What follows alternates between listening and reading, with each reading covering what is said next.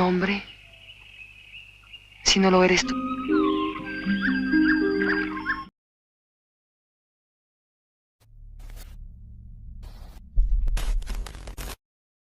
Di awal film diperlihatkan seorang biarawati muda cantik bernama Maria.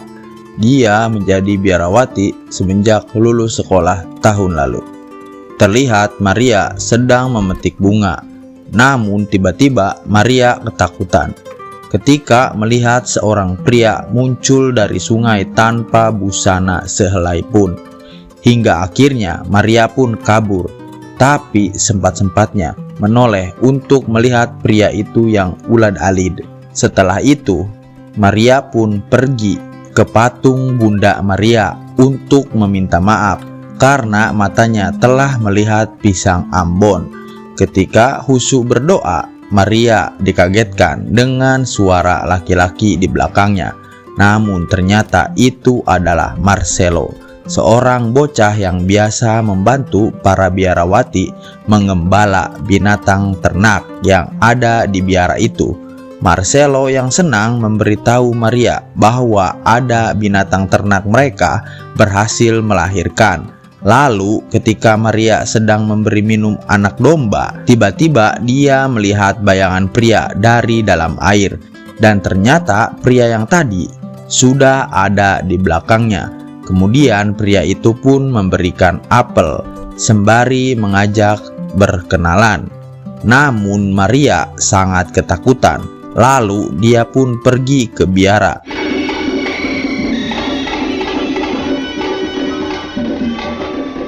Singkat cerita, di hari berikutnya terlihat para biarawati sedang menyanyikan lagu rohani bersama-sama.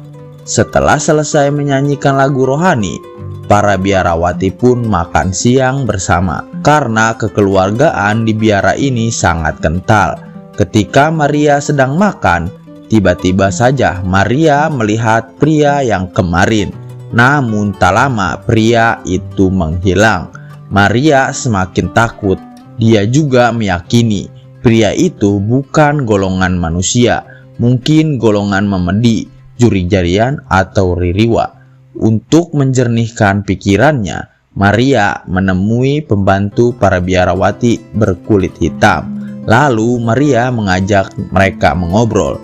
Namun ternyata dua biarawati itu malah curhat kalau dia tidak sanggup lagi ada di sini karena para biarawati senior sering berperilaku diskriminasi pada mereka.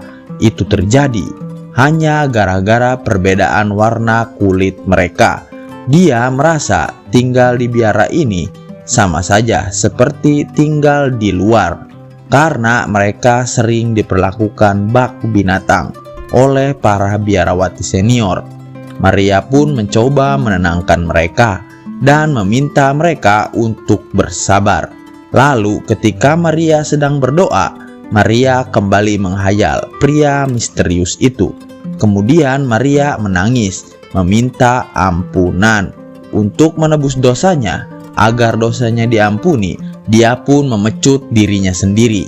Ketika dia merintih kesakitan, dua orang biarawati menghampirinya. Mereka membawa pesan dari biarawati senior bahwa Maria diminta membantu mengobati seekor sapi yang sedang sakit. Setelah sampai di sana, Maria langsung mengecek keadaan sapi itu dan ternyata sapi itu mengalami sembelit di lambungnya. Lalu Maria pun menyuruh kedua biarawati itu untuk pergi meninggalkannya karena Maria ingin fokus mengobati sapi ini. Lalu kemudian Maria pun memijit sapi ini. Ternyata Maria ini memiliki indera keenam seperti IndiHome. Jadi mereka percaya Maria bisa menyembuhkan hewan ternak bahkan manusia. Karena terlalu kelelahan, Maria sampai ketiduran di dalam kandang sapi itu. Di waktu yang sama, pria pemakan apel itu ada di sana. Pria itu pun melemparkan apel ke arah Maria. Lalu ketika Maria terbangun, Maria kembali ketakutan karena ada apel di depannya.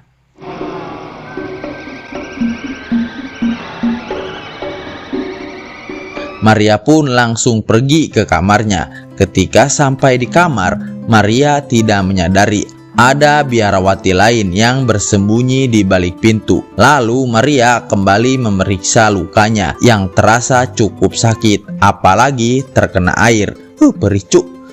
Hingga ketika Maria menyadari teman biarawatinya ada di balik pintu, Maria pun langsung bertanya, apa tujuan biarawati yang bernama Laura itu ada di kamarnya.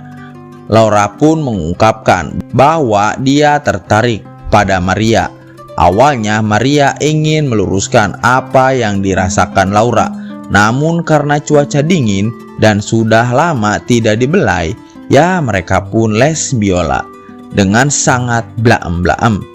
Setelah pok-pok nyoy selesai, Maria mendekat pada jendela yang terlihat sedang hujan badai. Dia pun menangis meminta ampunan atas kehilapannya pada Tuhan.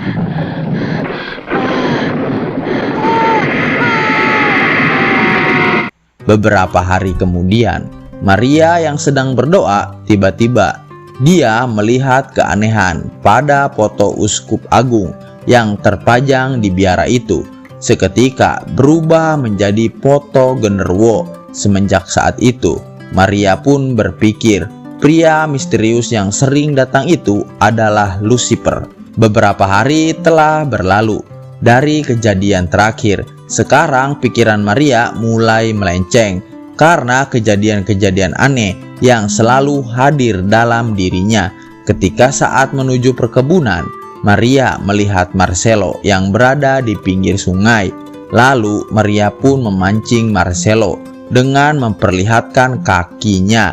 Dengan sabar, Maria memancing Marcelo agar pangsang. Namun di sini Marcelo malah ketakutan dan memilih kabur sebelum Maria berhasil memegang cacing kalungnya Marcelo.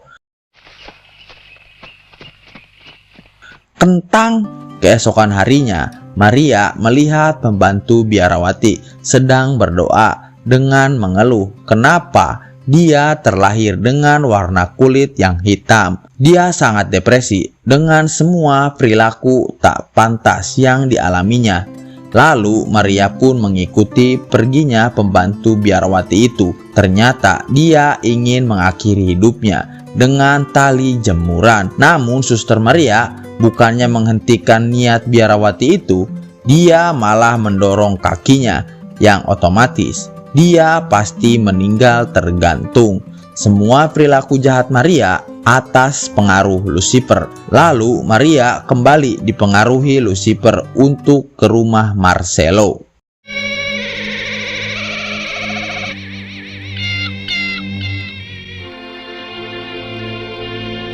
Marcelo ini tinggal berdua dengan neneknya yang lemah.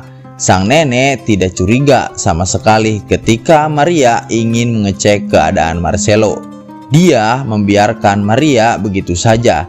Di sini Maria sangat pangseng karena melihat Marcelo yang tidur hanya dengan selimut yang menutupinya. Ketika Maria mengecek situasi, ternyata sang nenek telah tidur pulas.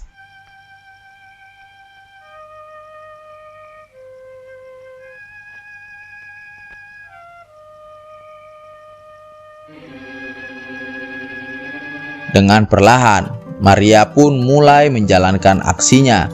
Namun karena Marcelo terus berpaling, Maria kapoekan. Lalu dia mengambil pisau lalu menusuk Marcelo. Kemudian dia tanpa sengaja menyenggol sebuah lilin. Dan dengan cepat lilin itu membakar semua benda yang ada di sekitarnya. Maria pun langsung pergi dari rumah itu dan membiarkan api itu menghancurkan rumah Marcelo.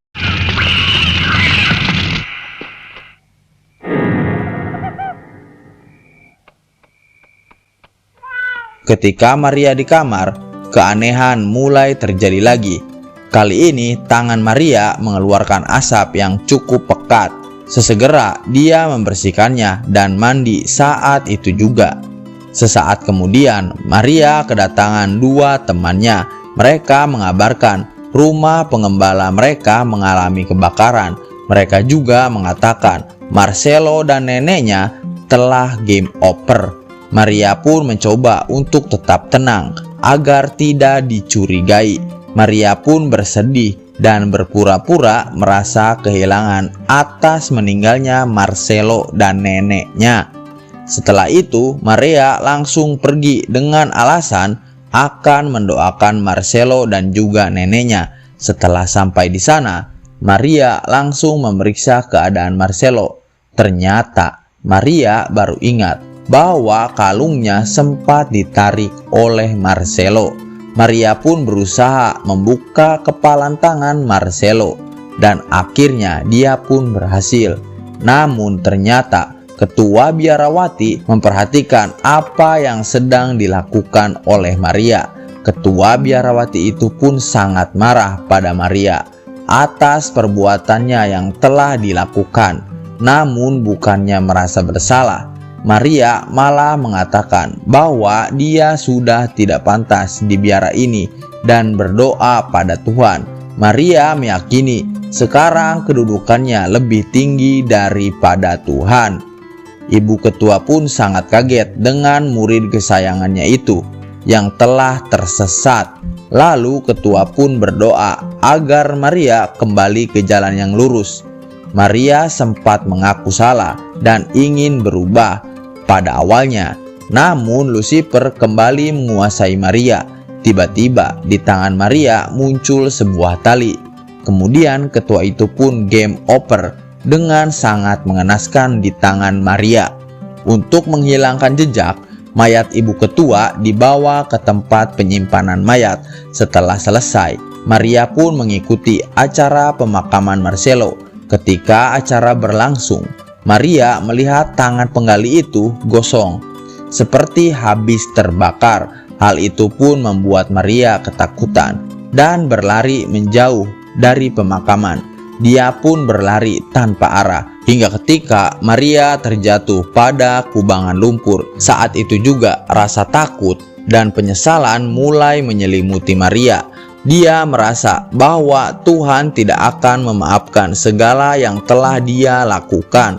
Lalu Maria pun memilih pergi ke dalam gua untuk mengasingkan diri. 3 hari telah berlalu dan 3 hari itu juga Maria memohon ampunan dan meratapi semuanya dengan penuh penyesalan. Kemudian di hari keempat, pria misterius yang dianggap Maria Lucifer itu tiba-tiba muncul untuk menggoyahkan niat tobat Maria yang sedang dijalankan. Lucifer pun memerintahkan Maria untuk kembali ke biara, menggantikan biarawati ketua. Lalu Lucifer pun memintanya untuk membuat aturan-aturan baru yang tidak menyulitkan umat manusia. Awalnya Maria menolak perintah Lucifer.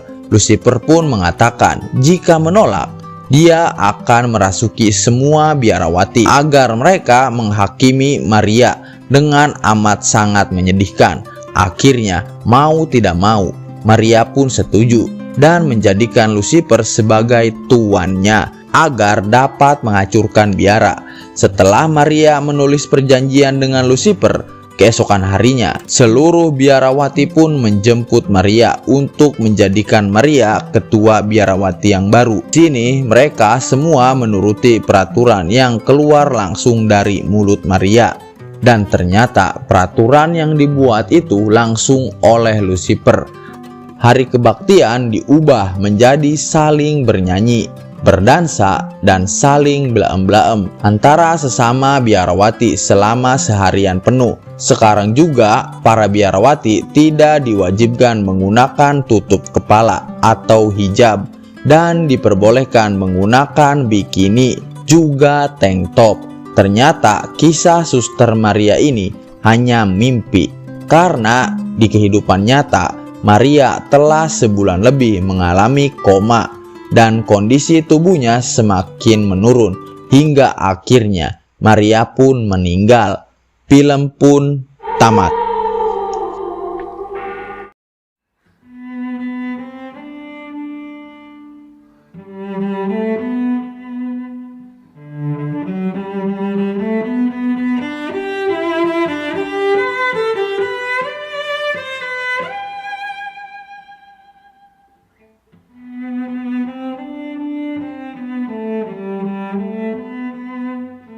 His name is John C.